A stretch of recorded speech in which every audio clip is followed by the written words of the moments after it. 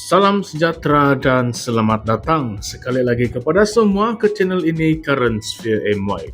Apa kabar Anda semua hari ini? Harapnya sehat dan tenang di dalam menghadapi segala cabaran hidup. Tetapi bercakap pasal cabaran, hari ini kita ingin mengulas satu isu yang tengah hangat membakar politik tanah air.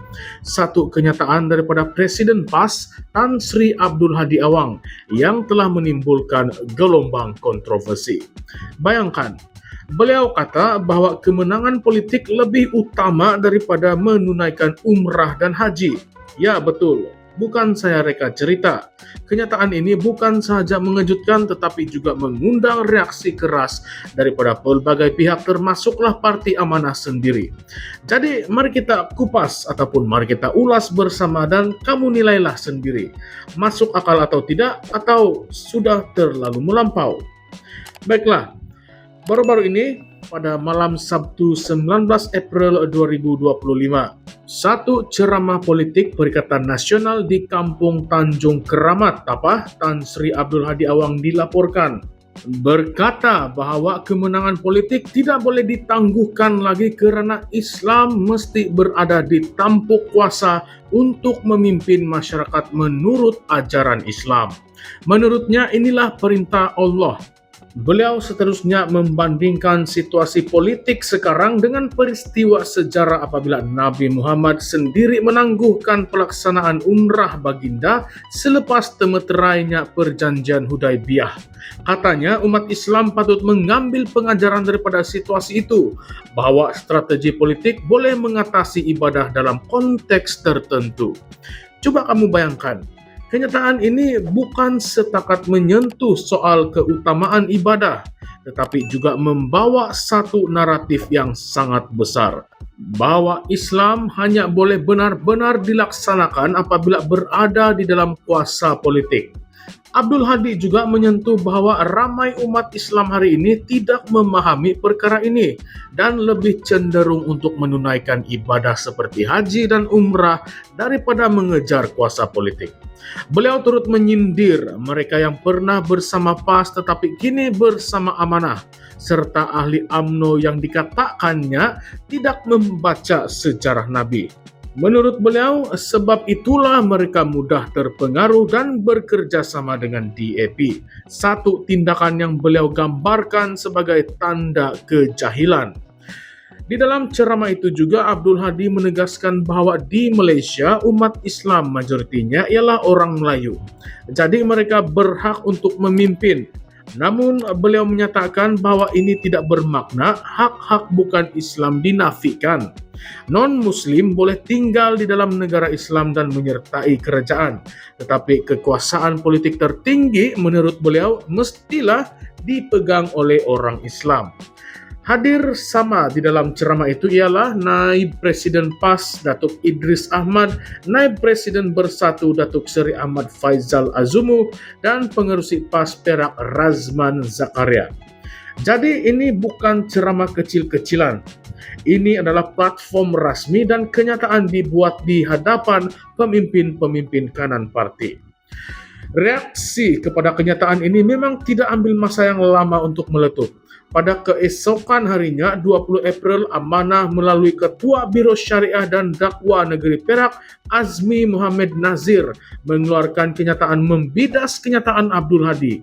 Menurut Azmi, kenyataan tersebut bukan sahaja mengelirukan umat Islam, tetapi juga merosakkan kefahaman terhadap keutamaan dalam agama.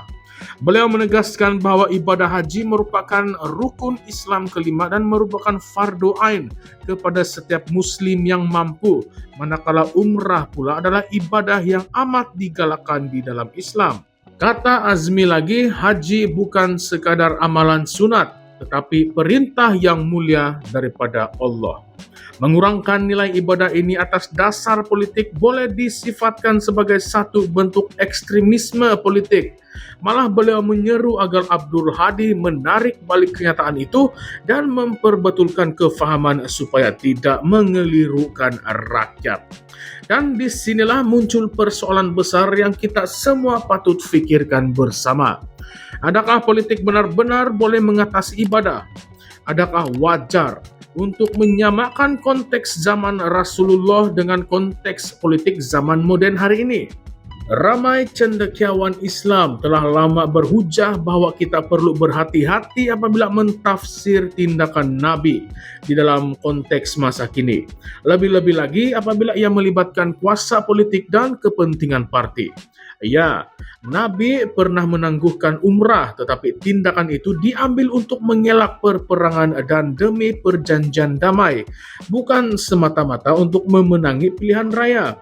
Apakah perbandingan ini adil ataupun terlalu simplistik? Dan seterusnya, persoalan yang lebih membara. Adakah kita kini menyaksikan bagaimana agama semakin dijadikan alat untuk kepentingan politik? Ini bukan kali pertama isu sebegini timbul. Kita pernah dengar kenyataan kontroversi sebelum ini daripada pemimpin-pemimpin politik yang menggunakan hujah agama untuk menghalalkan tindakan politik, termasuklah dalam isu pelantikan pemimpin kerjasama dengan bukan Islam, malah penggunaan istilah kafir harbi.